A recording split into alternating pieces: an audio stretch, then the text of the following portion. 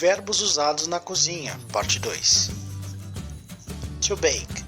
I made the icing while the cake was baking. To roast.